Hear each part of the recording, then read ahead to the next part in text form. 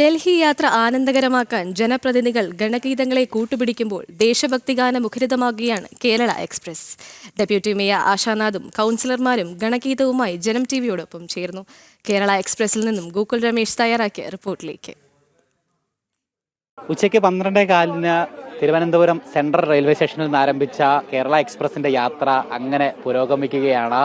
വലിയ ആവേശത്തിൽ ജനപ്രതിനിധികൾ ഈ യാത്രയുടെ ഭാഗമായിക്കൊണ്ടിരിക്കുന്നു. തമാശകൾ പറഞ്ഞും ഗീതങ്ങൾ പാടിയും ദേശഭക്തി ഗീതങ്ങൾ പാടിയും ഒക്കെ അവർ ഈ യാത്രയെ ആനന്ദകരമാക്കിക്കൊണ്ടിരിക്കുകയാണ്. നമുക്ക് ഈ ബോഗി നിറച്ചും ജനപ്രതിനിധികൾ അവരുടെ വലിയ സന്തോഷങ്ങൾ, അവർ തമാശകൾ പറയുന്നു, വീട്ടുകാര്യങ്ങൾ പറയുന്നു, നാട്ടിലെ കാര്യങ്ങൾ പറയുന്നു, അവരുടെ വികസന കാര്യങ്ങൾ പറയുന്നു. അങ്ങനെ അവർ വളരെ എൻജോയ് ചെയ്ത ആ യാത്ര അങ്ങനെ മുന്നോട്ട് പോയിക്കൊണ്ടിരിക്കുകയാണ്. നമ്മളോടൊപ്പം ഇപ്പോൾ ആ ജനപ്രതിനിധികളുണ്ട്. ആദ്യം ഡെപ്യൂട്ടി മേയർ ആശാനാഥ് ചേരുകയാണ്. ആശാ ചേച്ചി, എങ്ങനെ പോകുന്നു യാത്ര? ഇപ്പോൾ പകുതി ദിവസം പിന്നിടുകയാണ്. അതെ, നന്നായിട്ട് പോകുന്നു. എല്ലാവരും ഒരുപാട് ആസ്വദിച്ചിട്ടാണ് യാത്ര പോകുന്നത്. കാരണം നമ്മളെല്ലാവരുടെ മനസ്സിൽ ഒറ്റ ലക്ഷ്യം നമ്മുടെ പ്രധാനമന്ത്രിയെ കാണുക എന്നുള്ളത് തന്നെ പ്രധാനമായ ലക്ഷ്യം.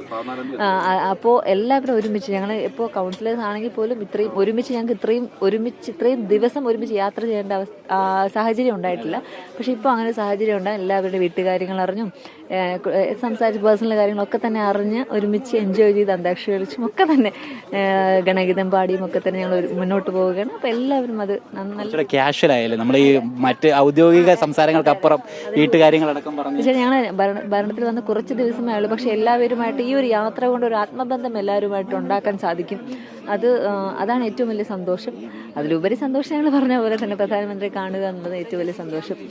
ഇത് പ്രധാനമന്ത്രിയെ കാണുക, അദ്ദേഹത്തിന് മുന്നിൽ വികസന സങ്കല്പങ്ങളൊക്കെ അവതരിപ്പിക്കുക, ഇത് തുടർന്ന് അങ്ങോട്ടുള്ള പ്രവർത്തനങ്ങൾക്ക് വലിയ ഊർജ്ജവും ആത്മവിശ്വാസം നൽകുന്നതായിരിക്കും. തീർച്ചയായിട്ടും. ഞങ്ങൾ ഭരണത്തിൽ വരുന്നതിന് മുമ്പ് തന്നെ ഞങ്ങൾ പറഞ്ഞിട്ടുണ്ടായിരുന്നു, ഞങ്ങൾ ഭരണത്തിൽ വന്നാൽ 45 ദിവസത്തിനുള്ളിൽ നമ്മുടെ ആരാധനായിട്ടുള്ള പ്രധാനമന്ത്രി നമ്മളെല്ലാവരെയും അഭിസംബോധന ചെയ്ത് സംസാരിക്കും. നമ്മുടെ നഗരത്തിന്റെ വികസന രേഖ നിങ്ങളോടൊപ്പം പങ്കുവയ്ക്കുമെന്ന് സൂചിപ്പിച്ചിട്ടുണ്ടായിരുന്നു. അതുപോലെ തന്നെ നമ്മുടെ പ്രധാനമന്ത്രി നമ്മളെ അഭിസംബോധന ചെയ്ത് സംസാരിച്ചു.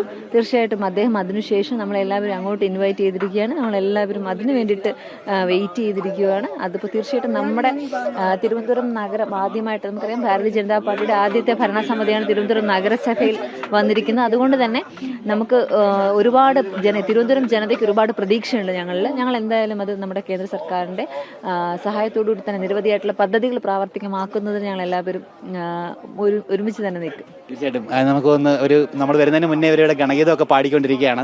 നമുക്ക് വേണ്ടി ജനം ടി വിക്ക് വേണ്ടിയിട്ട് ഒന്നുകൂടെ നിങ്ങളെല്ലാവരും കൂടെ ചേർന്നൊരു ദേശഭക്തി ഗാനം.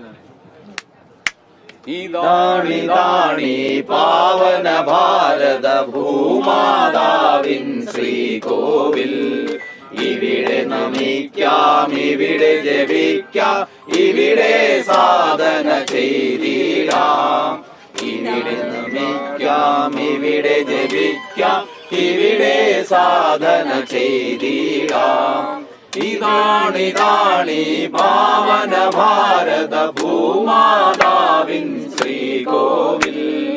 ഇവിടെ നമിക്കാം, ഇവിടെ ജപിക്കാം, ഇവിടെ സാധന ചെയ്തിടാം. ഇവിടുന്നുയരും ശംഖധ്വനിയുടെ മംഗളമാം താരകമന്ത്രം നിദ്രയിൽ ഒഴുകിയ ഹൈന്ദവ കർണപുടങ്ങളിലെത്തിയിടും.